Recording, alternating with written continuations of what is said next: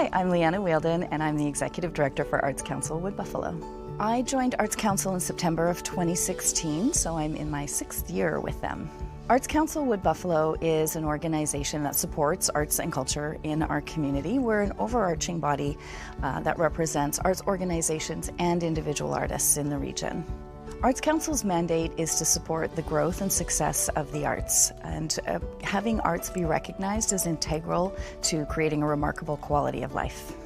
I am an artist myself, so being able to work in this field and support other artists in their growth to becoming entrepreneurs and to having this as a viable career path is really rewarding. I certainly know how valuable it is to me and my mental health and my physical well-being and emotional well-being to be able to create. So being able to support, whether it's working with the schools or working with individual artists or other professional arts organizations and just support that growth and success is really rewarding. Arts Council approaches its programming through a variety of different ways. We try to engage with our membership, so we have a number of artists that are registered with us that receive a monthly e-newsletter, that receive surveys, that we engage with in one-on-one consultations. And so we try to keep our ear to the ground and listen to what they want. And then we look at ways that we can address those wants. We also look at gaps in our community, so whether it's from an infrastructure standpoint or an educational standpoint, and try to infill that. We are a skill building organization focused mostly on artists or people that would like to become artists or take their art career to the next level. So we like to encourage people to become entrepreneurs. So rather than us putting on a painting workshop, for instance, we would hire a local artist and take them through the process of creating a business plan, creating a workshop plan, promoting that, learning those skills so that they can see this again as a viable career and become business people and entrepreneurs themselves. I would like people to know that Arts Council is here for the betterment of the community and that we're open to anyone. So you don't have to be an artist to engage with us or to benefit from the programs that we have. And you don't have to even recognize yourself as an artist. So you might be what you consider a hobbyist, or you might think it's so ingrained in your culture that you're not part of that art scene, but there is no hierarchy or elitist art scene. We're an organization that is here to welcome people, whatever their interest is in the arts, and expose them to the opportunities to engage with the arts. It's important to support artists because they really create the story that is told about your community. When you come and see how beautiful it is and you see the public art that we have throughout the region, when you start to discover the artists and particularly the performing arts scene is quite thriving here, you can see that there is so much more to what we have to offer. And it's important to keep that growth going because that is the fabric of your community and what makes a community a home and a place to be proud of.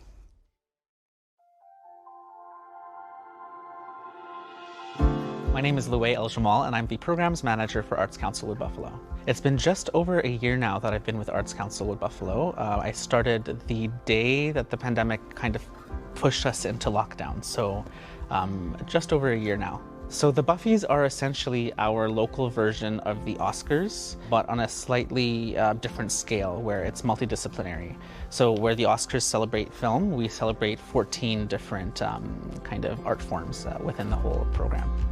12 of them are nominated, they're either self-applicants or they are nominated by members of public, and then 2 of them are actually special awards. They're called Lifetime Achievement and Arts Champion. Those are actually selected by our board of directors for someone in the community who they believe really kind of represents the spirit of those 2 awards. The Buffys is our flagship event, and so in many ways it supports a lot of different project goals. Most of them are linked to Arts Council's mandate, so it's definitely designed to help build artist capacity. We also want to prepare our artists for the world that exists beyond our region, and so a lot of it is geared towards, especially the nominations process, is geared towards helping them learn how to market themselves, how to build their own artistic statement, and how to just become more confident and comfortable with selling themselves as an artist. I think a lot of our artists in Fort McMurray especially, and Wood Buffalo, they start out as hobby artists and then they transition into the professional world where they try to make money off of their art form. And so the Buffys is designed to help give them that leg up, I think, and prepare them for the larger world.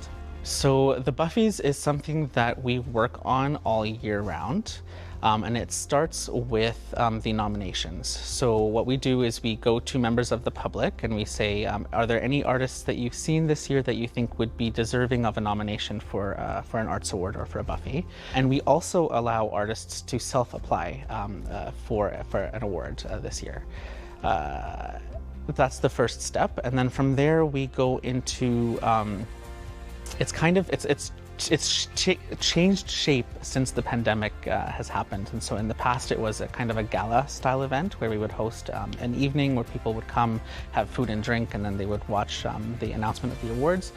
And then the pandemic kind of shifted us into an online format. And with that format came a new kind of order for how we run the Buffys. So now we involve a creative team, which is lovely because the Buffys has become a project that is created by local artists for local artists. So we have a creative team that we hire, and then from there we go and basically create this cinematic experience, which we then share with the public in October. By far, one of the largest advantages of switching from a gala-style event to a cinematic experience was the number of audience that we were able to reach through the new kind of medium. So we went from hosting around 400 to 500 people when we were in gala style, and the online experience reached 14,000 people. So we were incredibly proud of that number. Arts Council is always about supporting artists and celebrating artists in the region, especially among those who don't often think about the arts as a solution for things like mental well-being and mental health and community building. So shifting from gala style, where we had people who are already familiar with the arts attending, to this online format really expanded our reach to people who wouldn't normally think of the arts. As we move out of the pandemic, we are looking at doing some version of a hybrid event where we'll have live and cinematic.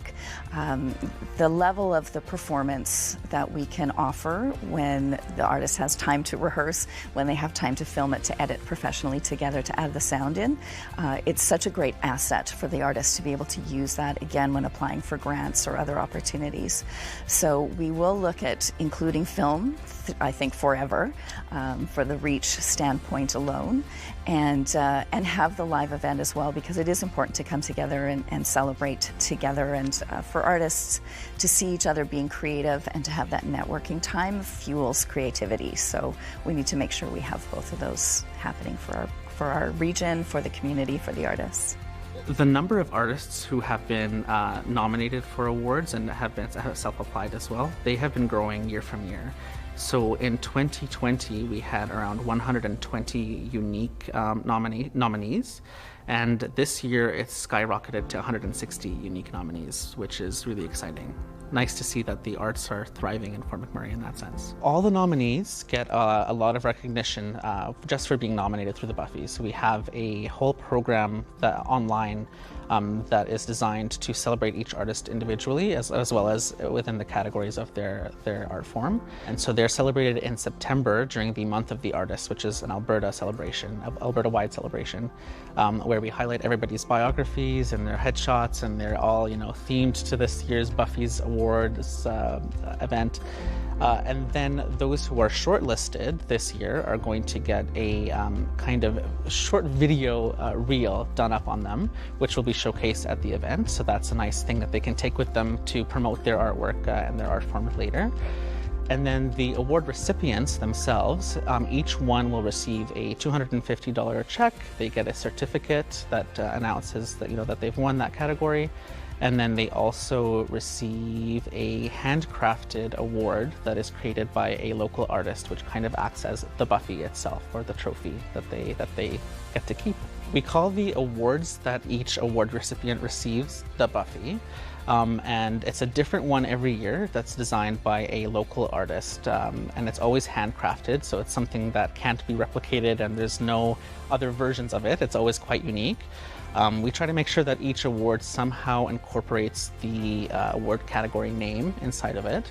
But it's also designed to, when we send out the artist call, we ask the artists to think about the Wood Buffalo region, as well as the spirit of creativity, and then to kind of manifest that into a sculptural piece or a craft or a painting or an instrument that that represents the spirit of the Buffys. The biggest benefit, I think, of receiving a Buffy is the benefit of having been reviewed by peers in the community. So it's not only that our board of directors are looking at all of these nominees and scoring them through the adjudication process, but we also enlist artists from across Alberta. Some of them, for example, are from the Rosé Foundation or from the Alberta Foundation for the Arts or the Alberta Art Gallery. And they are basically, it's an opportunity for them to be seen on a larger scale, whether they are shortlisted or the award recipients. It's a great opportunity for them to put their name out there and also be recognized on a global scale. A lot of the times our artists, when they leave our community, although we hate for anyone to leave, but if they do to pursue their art form kind of on a global scale, it really helps to have this recognition to show people that they have that peer-reviewed kind of backing to show that they've honed their craft and that they've been appreciated by those that they work with.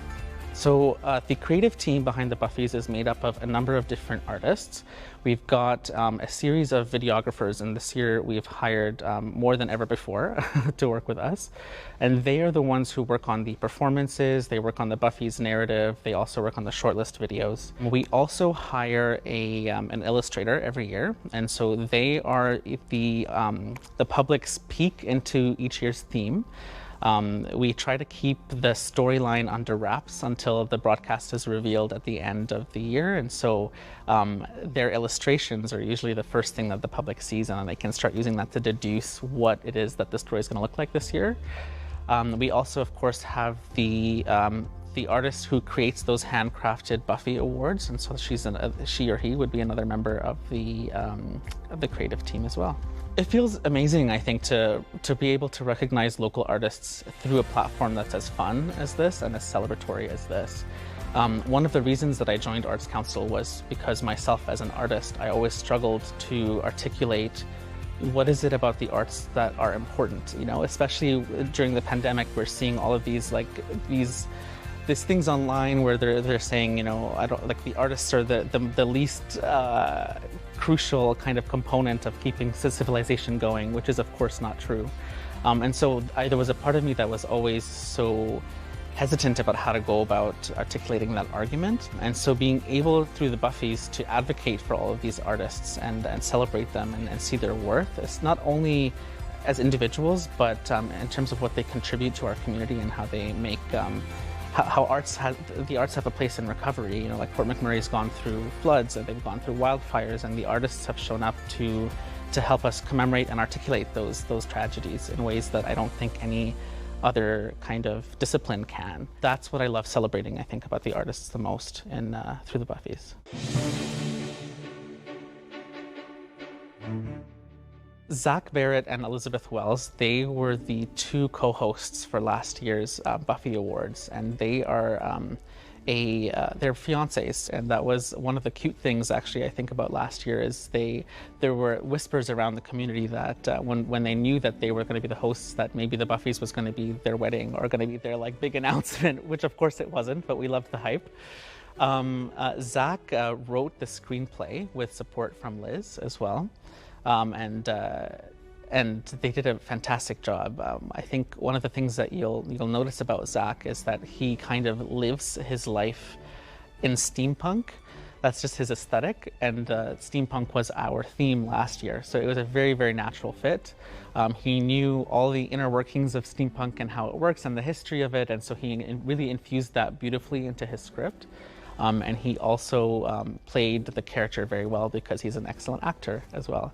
And then Liz, of course, supported him along the whole way. She was the root, I think, to his wacky. So him kind of running around stage being the comic relief, and then her being the one who gets the job done.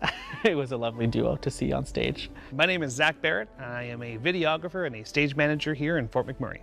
Hi, my name's Elizabeth Wells. I'm a volunteer actor and I participate in the arts here in Fort McMurray. Considering yourself an artist, I mean, I started doing theater based and like art and theater when I was 9 here with some programming at the college. I wouldn't say that at the time I was like, I'm an artist. I think that kind of started happening a couple years after graduating school when I actually started any kind of contract work. I'm like, I'm just doing work. But as soon as I started getting regular, consistent like stage management gigs and video gigs, I started going, oh, I could be creative with this, and there isn't like a set list of things that have to be done. You can, when you get to choose how you do whatever the task is and be creative with it, that's where I got to sit there and go, oh, I'm being an artist right now. I don't consider myself an artist so much as I consider myself a volunteer. One of the really cool things about arts in Fort McMurray and arts in general is that it's so participatory.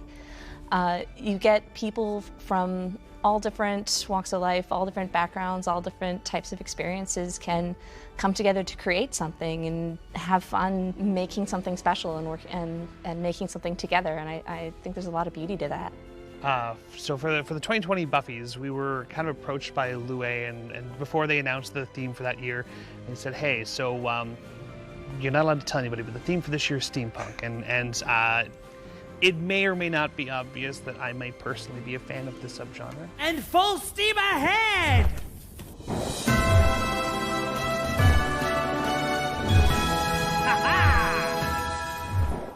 And I went, oh, that's kind of cool. That's great, thanks for telling me. He went, no, we want you to kind of help us with it. Oh, okay. So after that conversation, it was, they're like, we kind of did up a couple of example drawings and went, well, you and Liz would be the only people we could really think of as a duo. Would you guys be cool with doing it as a team? Yes, let's do that. So right from the get-go, as soon as they were doing like pre-concept work, they had already started doing a couple of animated drawings that ended up looking, I'm not sure if it was intended at the time, but it looked a lot like the two of us. They went, oh, so we're just gonna ask the two of them to be in that. And so we wrote the script for it for the entire event, and then we were the MCs for the event after that as well. You wrote the script for it. Yeah, you double-checked all the grammar and all the errors that I had, which is very important. It would have looked terrible if that had not happened. So the screenplay writing was fun. I went to school for filmmaking after I did the theater programming here, so there was already some skill set in that. And I just worked with a group of filmmakers writing a script for a web series that we had shot here in town. So still pretty fresh with using those skills. And then working with the team, we had like a preliminary meeting with the design team and with the organizers for the event itself to talk about what kind of ideas they had. They knew that, well, we know we want to have an airship. We know that we want to try and avoid these kind of references throughout this tumultuous year. And we know that we want to have some kind of mascot, but if not, U2 is just fine. And I went, I think Liana really likes ravens. I feel like that's going to be incorporated somehow. And sure enough, in the original like little animated drawing they had, there was a bird that just was sketched, and they're like, we're probably not going to put that in there. I was like, no, we should totally put the bird in there. We'll give him a name, and somehow he'll be on the set. I don't know how you guys can figure that out, but we'll do that. So. I think from the first drawings, I just assumed the bird was always going to be there. And then when we had the meeting, we were like, it might not be there. And Zach's like, no, we're going to put the bird in there. I was like, of course we're putting the bird in there. So there was a bit of bouncing ideas off each other a bit, but then once we kind of had a lot of the ideas and we had a lot of the feedback from the main team, Zach sat down, wrote it all up, and then I gave it the first read through and kind of gave some feedback, so yeah. First, second, third read through. Yeah, that. Yes. So Wendell kind of has like 3 different versions. So our mutual friend Rob Hickey was the actual graphic artist designer that did the initial sketch, and then Katya, who did the actual set, built the physical bird that was on the stage. And then between the design elements, the physical set piece, and then who we were able to find to do the actual like Stuffy's creation, we've got this take-home version of Wendell. Acting with Zach is. It's kind of funny to describe because, for one thing, in the Buffys, we were basically playing ourselves, just sort of a sillier, steampunkier version.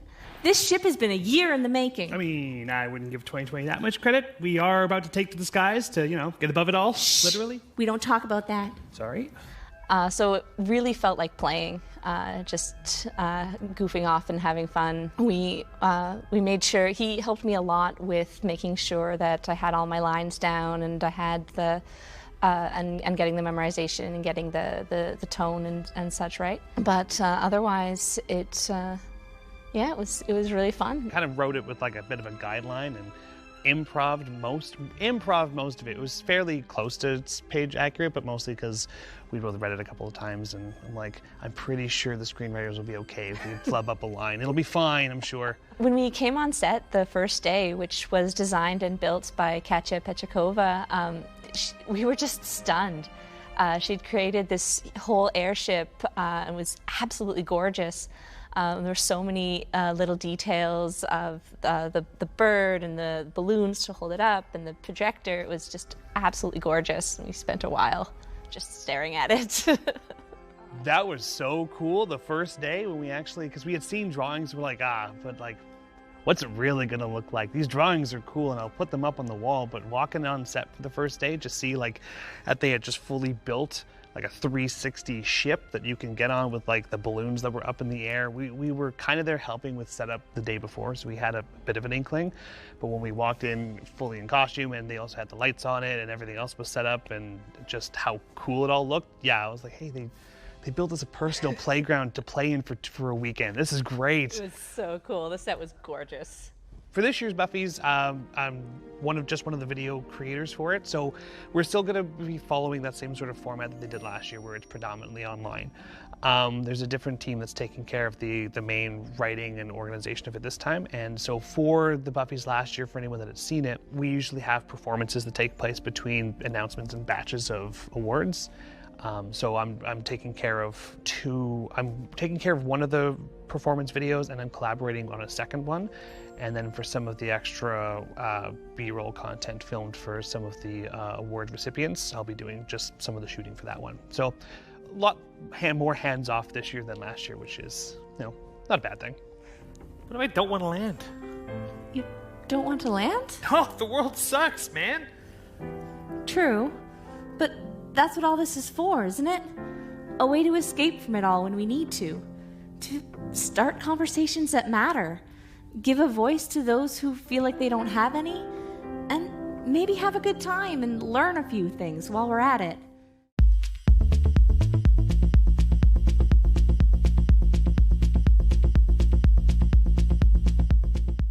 Jon Qpid is a multimedia artist that I've worked with on a number of different projects now through Arts Council.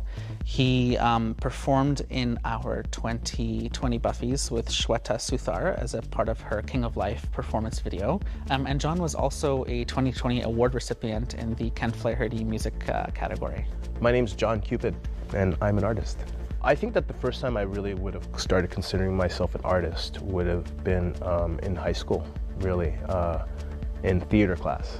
And I think that just understanding that there was a time set aside for me to learn how to play was pretty cool. I think that it was, obviously it was my favorite time of the day. That and also art class. So whenever I had those opportunities to be able to be in those classes, it wasn't a stressful thing at all. It was really liberating. So I think that was really the first time I really said, I really enjoy this art thing. I want to do more of it, but didn't see it as a career at all. I just saw it as part of life, Some of the mischief I get up to is I like to draw. I doodle. I also do a bit of abstract art. I use acrylic paints, watercolor, ink. I use spray cans, graffiti art, stencils. I also paint, oil paint. I use pastels to make portraits. I also make macrame. Macrame art, spray paint art. So I do quite a bit of, in terms of like the visual art side of things, I would say right now it's not necessarily finding my style, it's more like just developing the things I like. So I'm taking a lot of the aspects of different things that I like, experimenting with materials and seeing how they work together. pen doesn't go really well with oil. So things like that, take time to really understand, and through experimentation and experience, you get better at it. So that's one area of things that I do. Outside of that, I also write. I'm a screenwriter as well too. I'm an actor, I'm a performer, so I also dance. And also within this town, a lot of people mainly know me as a DJ. So in order to make ends meet, I play music for people, and I put together amazing playlists. Almost forgot that I make music as well too. So on top of DJing, I'm taking those tools over the last 20 years from DJing to start making my own music. Again, taking things that I like, putting it together for my own, and saying, here, this is what I see, take a look. As a DJ, I think that it was really good training to take on multiple facets of art, because as a DJ, you're constantly, you have to continuously keep in check the tone of your sounds, the notes that you're playing, the message that you're sending, the energy that you're trying to infuse, and you're also taking into account the room as well too. If you're playing for a room of kindergarten kids, which I've done, you're not going to play the same way you play for people at a wedding. In fact, I'll be honest with you, I play more for the way I do for kids that come out to like big parties, so like the adult kids. The same energy is there. Not that weddings are bad, but outside of that, it seems like it's more structured. So kids come out, they run around, they have a good time. Adults that come out and play, they run around, they have a good time, right? And my goal has always been to really try and focus on that energy and bring people together.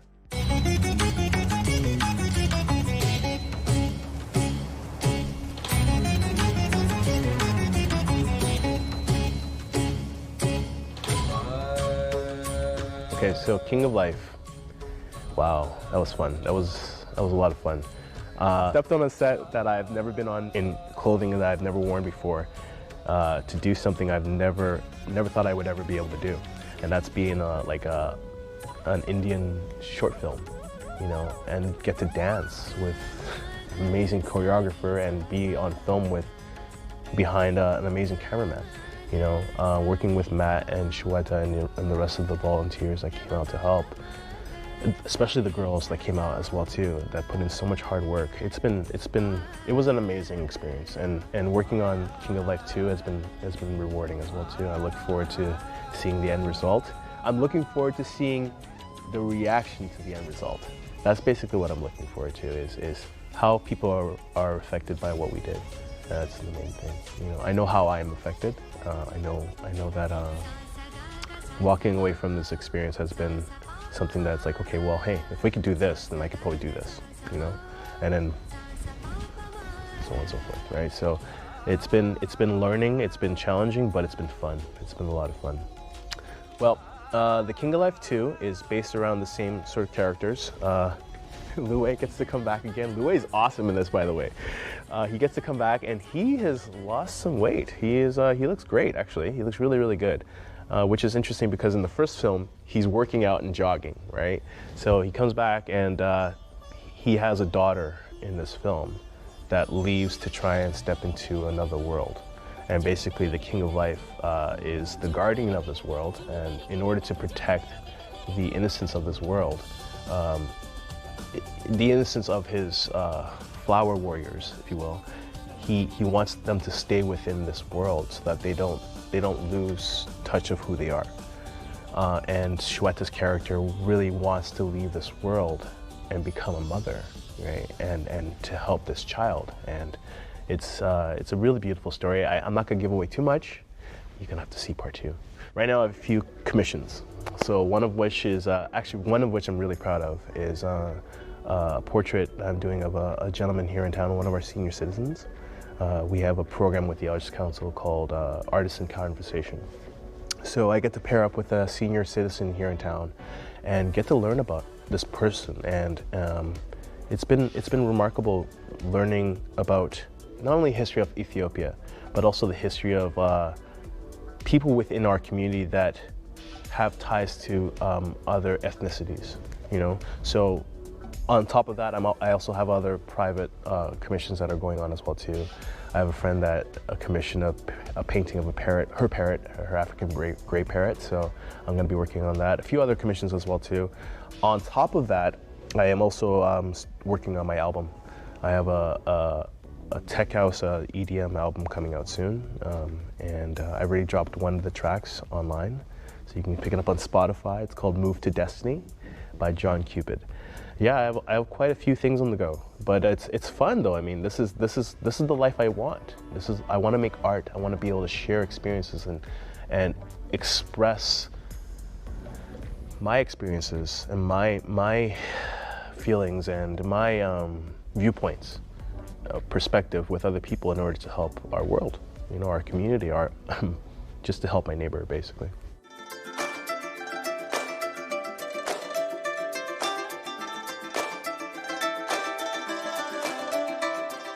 So Shweta is a local dancer from India, and she also owns a collective called the Divine Group of India. She was an award recipient in the dance category a few years ago, and she also performed and created this kind of performance piece called King of Life last year with Matt Lorenz and Jon Qpid. And so the interesting thing about Shweta is, I think it's quite unique to her. First of all, she's kind of overcome a lot of difficulties being an immigrant and having a huge language barrier at first to the region. And one of the things that I love about her is she always credits the arts as something that has helped pull her out of her shell and help her find a place to belong in our region. Matt Lorenz is a local videographer who worked with us last year. He created 4 out of the 5 performance videos that we had. And he also works with Shaw Spotlight. So the great thing about Matt Lorenz is he's a yes person. So anytime that you have different, kind of wacky ideas, no matter how much time it takes or how much money it's going to cost, he's always, yes, we'll do it. And then we'll figure out how to make it happen afterwards. And Matt Lorenz works really beautifully with Shweta. They've become kind of like a duo working together through the Buffys last year, and they're going to be working together again this year. Hi, my name is Shweta Suthar. I am a dancer, choreographer, and actor, and founder of the Divine Group of India. Hi, I'm Matt Lorenz. I am a cinematographer and documentary filmmaker here in Fort McMurray. I am a local cinematographer in town, so I work with lots of people in town making different kinds of video content for them. Lately, I've been working with Arts Council a lot on certain things, and one of my favorite people to work with is sitting right next to me. Yeah, it's you. Yeah.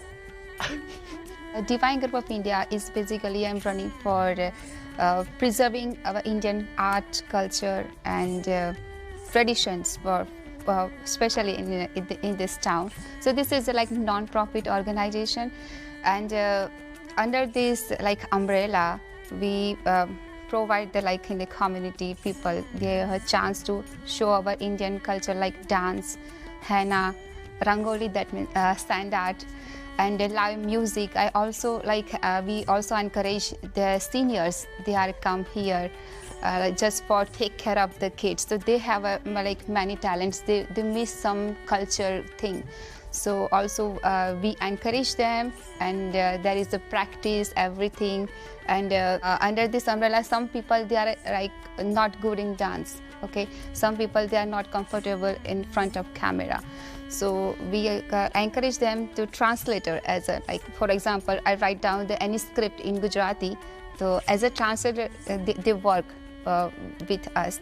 Some artists they are good in voiceover. So they are also come with us, and they are work as a voiceover artist.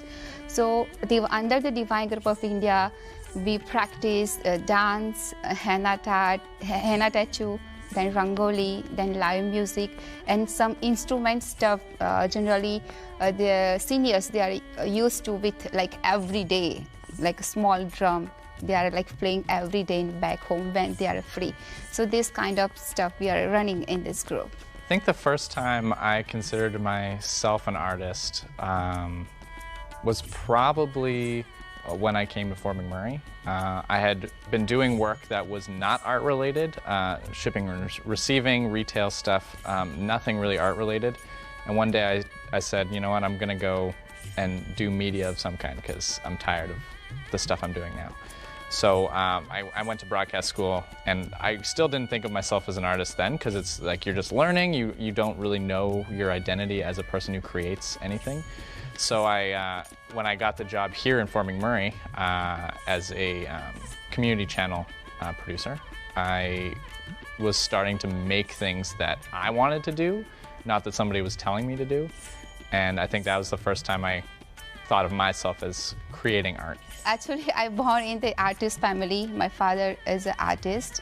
He is like a very few person in the India, Gujarat. He has a signature of our India's second prime minister. He is a sketch artist. So I heard that artist like word from my childhood. But in my school time, my Sanskrit teacher, they give me a like reading topic. So every time after I done the school, he complained to my parents, and he say, your daughter acting more than reading. So the principal say, she is artist, she is artist. That time I heard, I'm artist. I don't know how is like artist. What is the artist? But in the school, like my Sanskrit teacher always called me, artist, come here. Artist is never Shweta, because in the reading, that is like Sanskrit is always about the story. So I'm reading and I'm storytelling like this hand and expression, everything. So the other students, they are laughing at me. It look like weird thing. But in the school time, I heard that word, I'm an artist. So back home in India, I'm just actor and anchor. I'm not an artist. I become an artist when I come here in Fort McMurray, and when I reach the MC and Arts Council, that time I failed. Now I become an actor, anchor. Now I'm an artist. But in back home in India, I'm working as an actress, as a dancer. I done 400, more than 400 music video albums, and also I work with the TV serials, advertising and modeling. In 2008, I left everything just because my mom wants to be like good marriage life. So I joined the media houses as an anchor and bulletin producer, and I left my job on 2012 June 3. I just resigned my job and direct come to here in the 6th of June 2012. Yeah, for Shweta and I collaborating together, we hit it off right away. I tend to kind of think in abstract concepts, and her dance for the King of Life last year was very kind of abstract and spiritual, and I've kind of lived with that stuff my whole life, so I kind of latched onto it right away and understood it.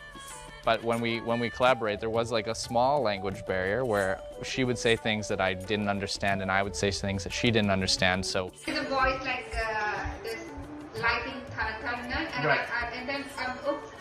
So you and clearly then look back, and that's going back is too much late. It closes. At time. It closes. Yeah, that too. Yeah. Okay. Late. So it's a mistake. Mistake. All right. We'd have to talk it out a little bit more, and then eventually I just gave up and just showed her what I was going to do, and it made sense. So that's kind of how our process works. It's a lot of talking, a lot of eating, and then a lot of filming.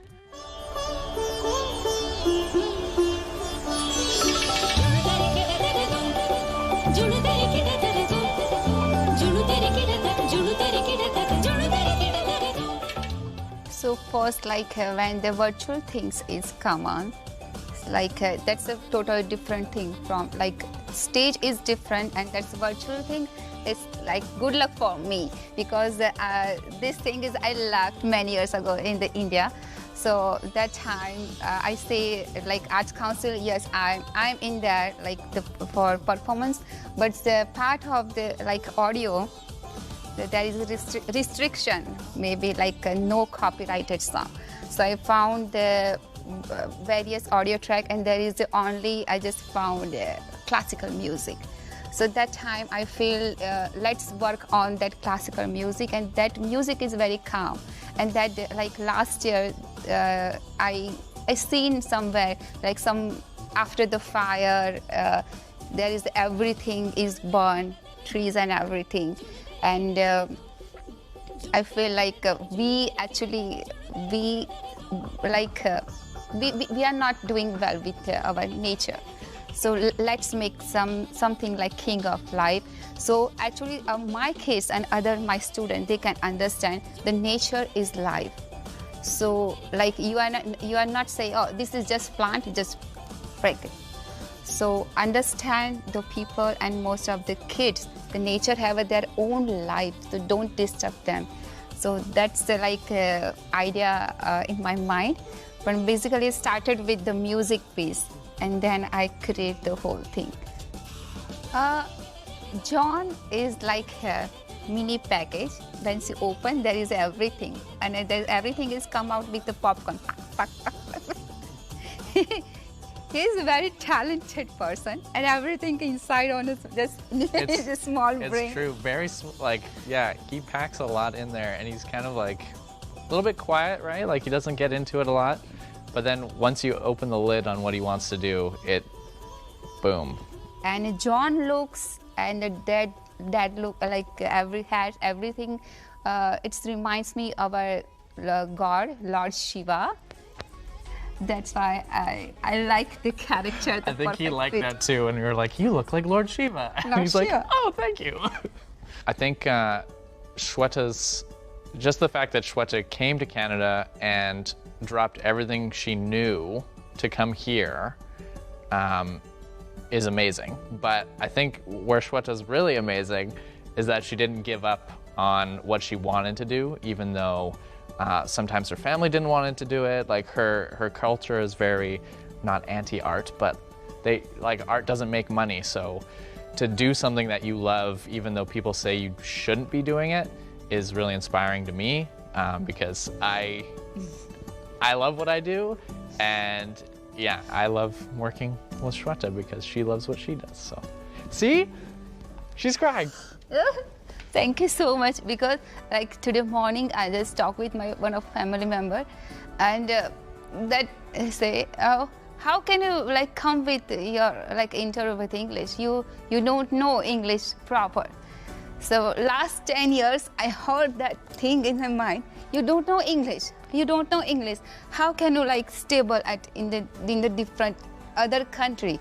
So most of the friends, my friends, they're back home, they are still doing great in the Bollywood, and they are just laughing sometimes. Why you left everything just for your family? You left everything. Come back. You are just in the one ice cube box. You had no career over there. And at that time, I feel alone. And I know language is a big barrier for me, but gradually with the help of the Luay and Matt, they understand very well me. They help me a lot. So I can tell everybody, arts have no language.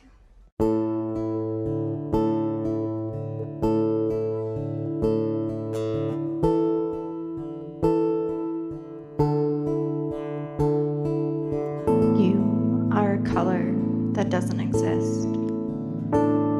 For me, the best part of being alone is the silence, the calm.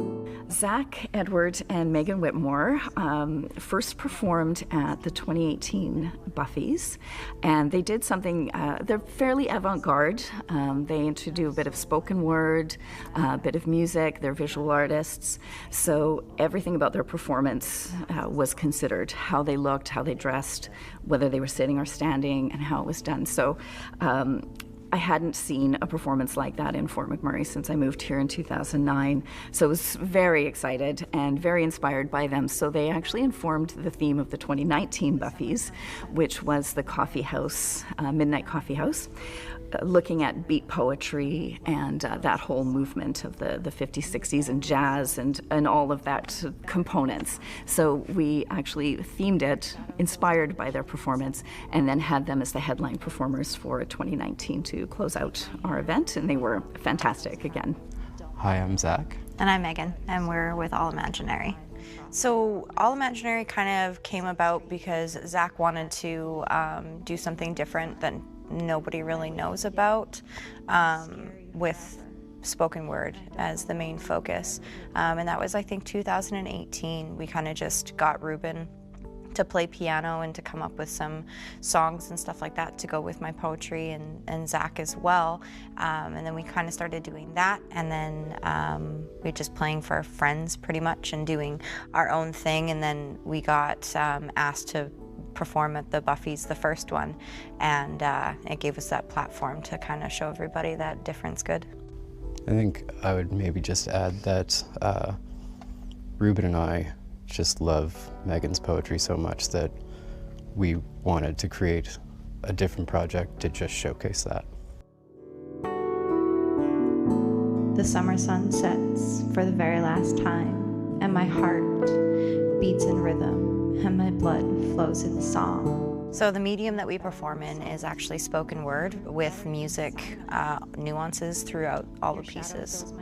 Spoken word is the way that you kind of do it is kind of like a journal entry almost, like you kind of poetry with words and everything like that, like you normally would, but then you just put piano and guitar to it and a whole bunch of other really cool sounds. I got into poetry because of the fact that it was a way to express myself, to kind of take everything out of you and put it somewhere else. And I realized that there's a lot of people who felt that way, so I wanted to share it to kind of like show people that it's okay to not be okay sometimes. And I know it's not for everyone, but yeah. It feels weird to consider yourself an artist, but I kind of just think that everyone can create and just be expressive, and I don't think it matters if you're the best or anything like that. I think everyone should just do it, and it's cool to hear what people come up with, even if they're not really professionals. So.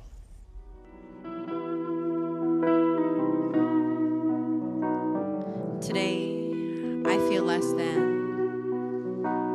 Today, I feel better off gone. Can't cope with the feeling of losing, and I don't know how to stand on solid ground.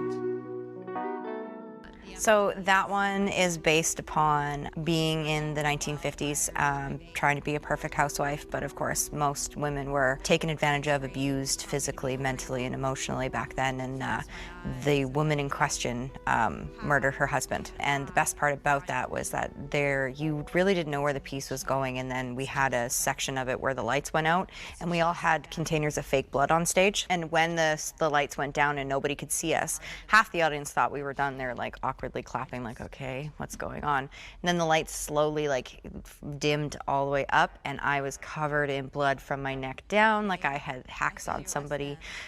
Ruben had it all over his face. Zach had it everywhere. He had more fake blood on him than Ruben did, so it was great. It was actually one of my favorite pieces. I still don't consider myself an artist, to be honest. It's a way to be creative and share with the rest of the world that everybody's a little bit the same.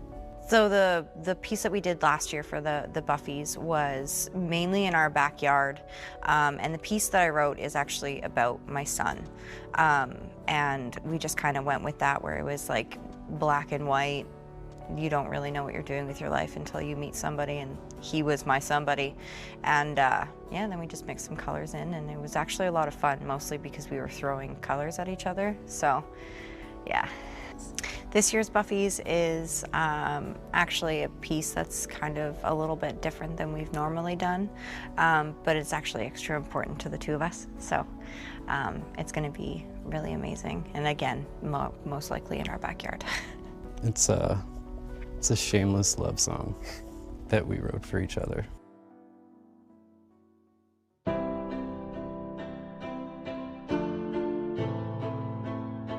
Jen and Jerry Neville have been involved with the Buffys for quite some time. I can't remember if they were involved in the very first one in 2016, but definitely in 2017, we had Neville Productions filming a feed for us to broadcast later on our YouTube channel, and they were involved in the cinematic production. And we've seen a lot of growth in their process over the years that we've worked with them, and they have built their business and reputation throughout the region. So they get quite a bit of work, but they think of themselves primarily as event photographers or commercial filmmakers, and wouldn't even call themselves filmmakers, more that they are commercial videographers and just filming what's happening rather than being creative. So we really challenged them to push those boundaries last year, and tell their story with the artists that they were working with, and become artists. Hi, I'm Jerry Neville. Hi, I'm Jen Pick-Neville from Neville Video Productions. So Neville Video Productions started in Fort McMurray totally by accident. We came up here to work in radio, but also be the announcer for the oil barons. That was part of the gig. And then Jennifer left radio and worked for the SPCA, and then went to the Hospital Foundation working in social profits. And she wanted a video shot. And I didn't have the budget for what anybody was charging in town. And Jerry was like, well, I can do this. I went to broadcast school. I can borrow a camera from the oil barons. I can do it, and I can do it within your budget. And that's really where it started. Really, it did. And then I did the video for the Hospital Foundation, and then our friend at the food bank found out, so then I ended up doing a video for the food bank, and then someone else found out, and then we've only ever taken out an ad once, and we'll never ever do that again. That was craziness. My phone rings constantly, and it's for good community causes, and that's what I like. Like last weekend, we did the under 11 baseball championships here in town, so that was really cool. Or for storytelling. Yeah. We'd like to tell the community's story. Yeah. So before last year with the Buffys, it was the two previous seasons before that, and there was one before that where we weren't involved. That was the initial Buffys that happened. We got brought in on year 2, and they came to us and said, look, we just want to capture the event. And they came to a sports company because we do live streaming and stuff, but they said, we would like a highlight package as well. And so when we bid on the package initially, we went, highlight package? Highlight package is just highlights from the event. That's going to be just like sports, which is not what Arts Council thought was a highlight package at all. They pictured a highlight package totally behind the scenes, and we found out the day of, to which we grabbed one of our kids and said, here's a camera, go get some stuff, go get some footage. And that was the highlight reel.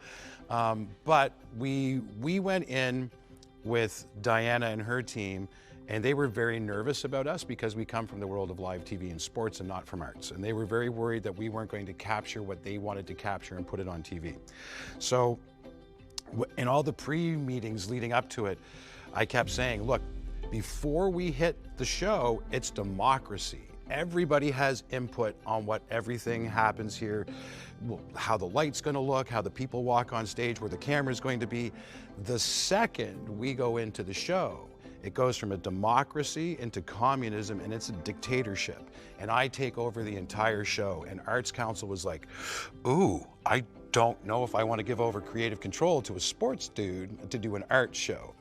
And after we did the first dress rehearsal, they're like, oh, okay, you're just executing our vision. I see what you're doing. So, okay. And then the next year came up, and there wasn't even we went to put a bid in and said, okay, we're going to put it. And they're like, oh no, we're not here to get a bid from you. We're here to offer you the Buffys. We're here to, we want to work with you again.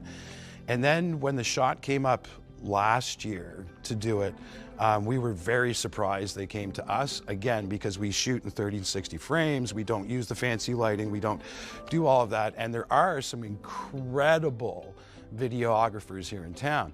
And so we were like, we're very honored to take this on. But what we want to do is we want to take the experience from the last 2 years, and we want to put it into this. It was really neat because it was a collaborative experience where most of the videographers in town, we've seen each other in passing but never had an opportunity to work together. And that kind of made all of us excel a little bit more because there was that little bit of friendly competition with it, but also the appreciation of, oh, you know this skill, you can teach this to me. And it really has expanded the videographer community. And now it's what are you shooting today? You know, oh, you're doing this? Well, maybe I'll stop by and I'll see what you're doing so I can learn. So it's been a really neat experience that way. We'd never really, we'd been to Keano to film a play before on the media nights, and you get one little scene, and then trying to piece this entire thing together and really having to pay attention to continuity and, okay, where did we start on this one? We ended on that. No, we didn't like that take. It was such a surreal experience. I'd never done anything like that before. With arts like that, you have an opportunity to do it again. We came from the sports world where the play's gone, we can't get them to go back, and can you shoot at the net again? Like, we totally missed it. So it was definitely a different experience for us. And to walk in and see a set that was built for us to shoot on was another experience. Like, just to have the set designer Katerina last year build that set. There were pieces, like, once we got on the set, we're like, oh, this moves, and this does that, and we can incorporate this, and we can do that. And Zach was so quick on, like, yep, we'll put that in there, and we'll make this happen. The fact that Zach and Liz wrote the script and acted in the script was a huge asset to us in our first time ever doing it. And at no given time did any ego come out. Did Zach say, no, this is how I want this? He would turn around and go, is that what you want? Right? Like, I felt like saying, it's your script. It's your character. You wrote it. But he let us direct and we let them act. The biggest thing I learned is don't yell cut until the actors stop. Like, if the actor's going to give you more, take as much as he or she is going to give you, and just let them milk it. If it sucks, it sucks. But if it's gold, that could work into the show somehow, right? We learned so much about scripting, not shooting in sequence. Oh my goodness, let me tell you, first time we've never shot a video in sequence in our entire life. Thank God, again, Zach and Liz, with the continuity, no, I was standing over here.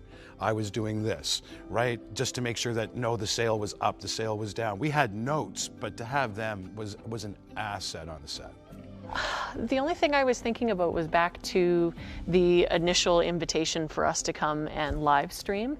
It was Arts Council's way of being able to expand the show for a bigger audience. They're very limited in the space where they usually have it, and it's a sold-out show every time. It's a very in-demand event to be to, and it was nice to be able to bring a new form of technology into it to help them expand their audience. We were absolutely blown away by the support of Arts Council last year, and came home after handing off the final copy and everything to go home and watch the actual live presentation, and we were surprised at our door with the most beautiful gift basket that I think that I've ever seen. Luay did an amazing job because it had all of our favorite little sweets and snacks in it, but even went so far as to have this amazing, and I still can't believe that anybody in town was able to do this, customized ribbon on it with our logo that I still kept. Everything else from the gift basket is gone, but that ribbon is sitting there waiting for my shadow box to arrive to be able to mount it with our stuffed Wendell, for the mascot from last year, and the program. I mean, Luay knows us better than anybody else. He lived in our house for 4 weeks while we edited the Buffys. I wouldn't have wanted anybody else to be there. No, and that's going to be the biggest letdown this year, because I know that the YMM filmmakers who are producing the main portion of the show are the ones who actually should have done it last year as well. But thank you again for our chance. They are going to do an amazeballs job on that. We're just jealous that they get to steal Luay for 4 weeks, and we don't get to have him this year. That's the worst part of doing this. So we don't get Luay in our apartment for 4 weeks. Other than that, we love working with Arts Council and doing everything that they do and helping support especially the youth. Bentley, do you want to yell action? Yell? You can say action. Action.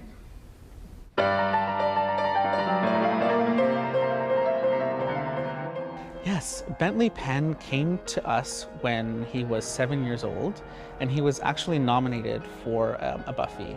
And we had to unfortunately tell him that he didn't qualify because the youngest age that we can accept in any of our categories is 12, and so he didn't quite meet the threshold.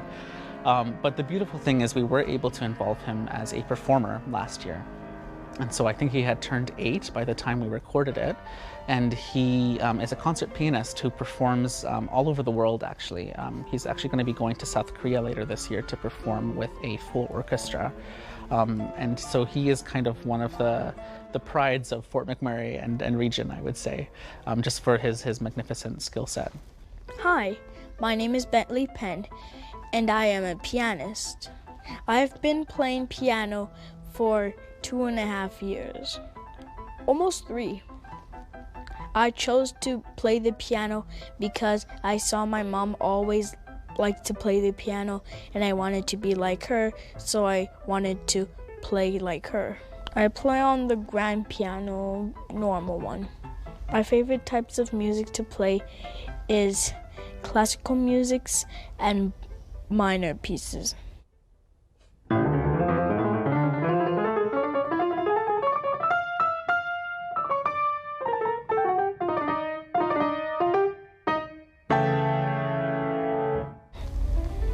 Now, I understand you are going to play with the South Korean orchestra. Yeah.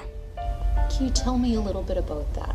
Well, it's going to be my concerto I'm going to be playing, my Chopin, my fantasy, and 2 of them are by Mozart and 1 of them is by Chopin.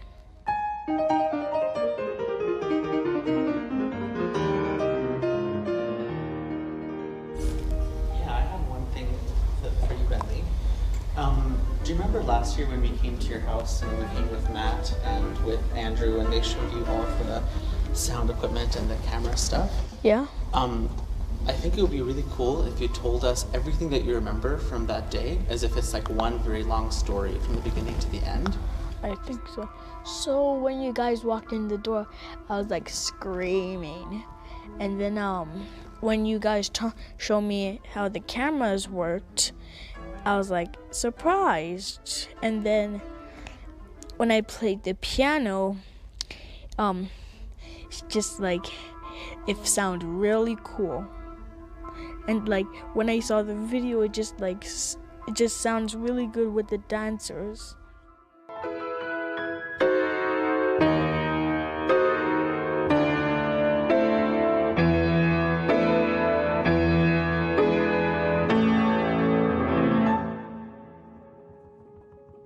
The Buffys are important to local artists because it is one of the few opportunities that every discipline is offered paid work opportunity. It's also a learning opportunity for them in the nominations process. We ask artists through a guided online platform and some guiding questions on how to create talking about their art, speaking about it through an artist statement, through creating a biography. And these are skills and pieces that they can use applying for grants, applying for school in the future, that are all part of the toolkit of a professional artist. So it's really important from a learning perspective. It's important from the perspective of giving the artists a showcase opportunity that is completely dedicated to celebrating the arts rather than sort of fitting them in as a sideline to another program. This is a program that celebrates everything that is fantastic about the artists in our region and recognizes them through different, whether it's awards or performance opportunities. The Arts Awards in Fort McMurray are excellent for just helping recognize arts and artistry here in town. It's one of those things where you don't really know how beneficial it is until you've seen it, until you've experienced it, and then you've had it. Just having some kind of like that actual recognition by the community and other fellow artists whom you share clearly now mutual respect for. It's definitely up until the moment you're like, I respect these artists and these people and administration, all that's happening, and then when they say, hey, you get an award for what you've been doing, it's great reinforcement of all the work that you've been doing and that it's being noticed and recognized. So it's definitely a confidence booster for sure. Well, whenever someone recognizes your work and sees, hey, that person's doing something amazing, and they say, I want to recognize that person, it's always a nice feeling. I know when I see artwork that I like and I get to meet the artist themselves, it's always a pleasure. So for someone to actually step out and say, I'm going to nominate this person for an award because I believe that they deserve it, it's an amazing feeling. Being nominated is really exciting. It's It's one of those things where you don't know if what you do is actually reaching people. And to be nominated for an award in media arts, for me, is really cool, because it means that the stuff I do is actually reaching people and they're enjoying it as much as I do. The 2018 Buffys Award, it's a lot for me. It's helped me to push up, to go further. I believe every artist have their own wings. They can fly anywhere, anytime, because artists, they doesn't follow the time. Time always follow the artist. In my situation, everything is thing is wrong, because I have a wings, I have a skill, I have a vision, everything, but I don't have any space to fly. So that's Arts Award that gave me, and Arts Council, they gave me that place where can I fly and show to my talent. Winning the Buffy was amazing. We didn't expect it to happen at all. I mean, we were enthusiastic and overjoyed that somebody would even think of us as artists in that way, which was amazing. And winning the award was just we watched it at home on the TV with us and our son, and it was amazing to win something like that. So the way the Buffys help us specifically is it actually gave us a platform to show people what spoken word is, and how amazing it can actually be to just listen to something different that's out of the norm. And I think that's the reason why the Buffys are so important, is because it really gives strange and different a really great platform to showcase, because there really isn't a specific audience here for spoken word to begin with, and not a lot of places anyways. So giving us that opportunity for that platform to show an audience and captivate people is actually really amazing. We never really thought of ourselves as artists. We're sports people. We film hockey and baseball and volleyball. We're sports. Sports is an art, and we always kind of thought interviewing and telling stories with the community members wasn't really art. And it wasn't until we got involved with the Arts Council that they kind of made us see that, no, you are artists. There is an art form to storytelling and an art form in visual media. Well, the biggest thing that everyone who lives here says about Fort McMurray is that any place is what you make of it. And any community is how you build it. The arts community in Fort McMurray is really close. It's really, there's a lot of people who want to support each other. There's a lot of people who want the arts to happen, who want to see interesting things for artists and interesting things for creative people, so they make it happen. And it's really exciting just to see people have an idea and run with it. So I want to tell every immigrants, because I noticed last 5 or 6 years, some people, they want to go outside, but they're afraid like me in English. So I want to just tell them, just come out, do volunteer, don't afraid to be by language, because here the people is very a diverse community. They are helping you. So and everyone, they can understand English is our second language. So being they are artists or just normal, just go out and volunteer. This is the beautiful Fort McMurray, and explore everything. Fort McMurray is the very unique place that it will give you everything other than family, so you kind of have to create your own. The videographers had really never come together before prior to that. Occasionally we'd have we were sort of camera person for a live event and one would come and help us, but to actually work on something together, it was really neat to see the process come together and how everybody thinks and works, and even just being able to utilize equipment resources that nobody would ever have thought to do before. It was nice to, instead of having to rent equipment from outside of the community, that, oh, you have this? Okay, well, let's use this for this, and you need this camera from us for this shoot? Sure, send it off. It was almost like a little bit of a lending library, and it still is. It still is. We've actually continued those relationships that we built through the Buffys. You have to think, there's people out there to help, and that's what I think we've created, and I think that's what Arts Council has created, is this community and being able to talk to each other in a safe space. I'm just really thankful for the Buffys and the Arts Council because of what they do here. It really shows that if you come here to Fort Mac, it's not just about oil and sight. It is about being creative and finding that niche of people who will just build you up and embrace you, no matter what you really do. For people who are not aware that there is more to Fort McMurray than oil, I would suggest that they visit our website immediately, www.artscouncilwv.ca, and right after that, get on a plane and come and visit us. We have an amazing international airport. You can come from anywhere in the world, and we will welcome you. It's a really, I think of Fort McMurray, we're the urban service center in Fort McMurray, and then we have all of our rural communities that make up Wood Buffalo. But I think of it as just a big neighborhood. We're an enormous sized region, but it feels very much like family no matter where you go within the region. So I definitely invite people to come here and see for themselves.